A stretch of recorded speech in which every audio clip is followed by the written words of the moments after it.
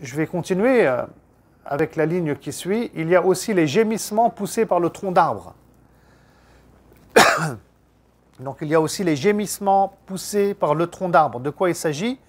Alors tout d'abord, ça c'est un fait qui est rapporté par Al-Bukhari, Ibn Khuzayma, Ibn Hibban, At-Tirmizi et d'autres encore, où le prophète, si vous voulez, sallallahu alayhi wa sallam, quand il arrive à Médine, il va construire une mosquée.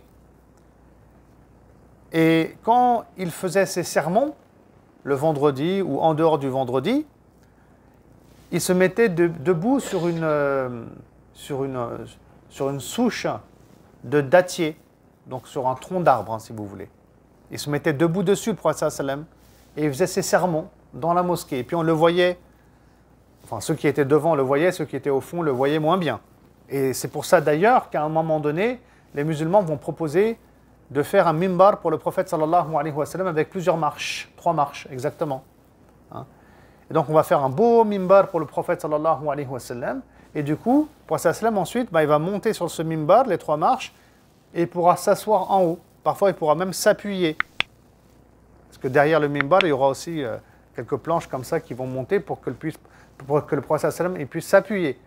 Et donc la première fois qu'il va monter sur le mimbar qui a été conçu pour le messager de Dieu, donc le prophète sallam dans la mosquée, et qui va faire le sermon du vendredi, les gens présents vont entendre quelqu'un pleurer. Vous imaginez quelqu'un qui est en train de pleurer dans la mosquée, comme des gémissements. Donc ce n'était pas un être humain qui poussait ces gémissements, mais c'était le tronc d'arbre, la souche de palmier qui était encore présente, qui criait, qui pleurait, car cette souche avait été abandonnée et délaissée par le prophète Mohammed sallallahu alayhi wa sallam, et tous les gens qui étaient présents donc, ont entendu ces pleurs, et ça nous a été transmis donc, par les compagnons, et ça c'est un fait aussi qui est avéré et qui est authentique.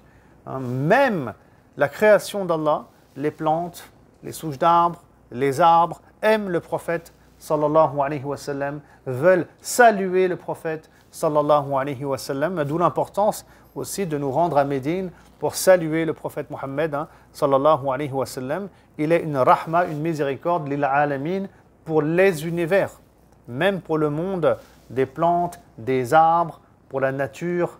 D'ailleurs, on a même, nous, à l'Institut Sira, écrit toute une revue qui est liée à l'environnement et la politique environnementale du prophète Mohammed sallallahu alayhi wa sallam, avec d'autres articles, en revue que je vous la montre ici, que vous pouvez trouver ici en vente à la librairie Tawhid. Sinon, vous pouvez aussi commander nos revues, j'en fais un peu la publicité, sur le site de l'Institut Sira. Institut Sira plus loin, donc c'est Sira, c'est S-I-R-A.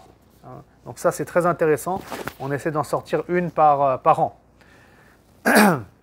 Donc voilà les pleurs qui ont été entendus. Puis ensuite, on a déraciné cette souche d'arbre et on l'a enterrée.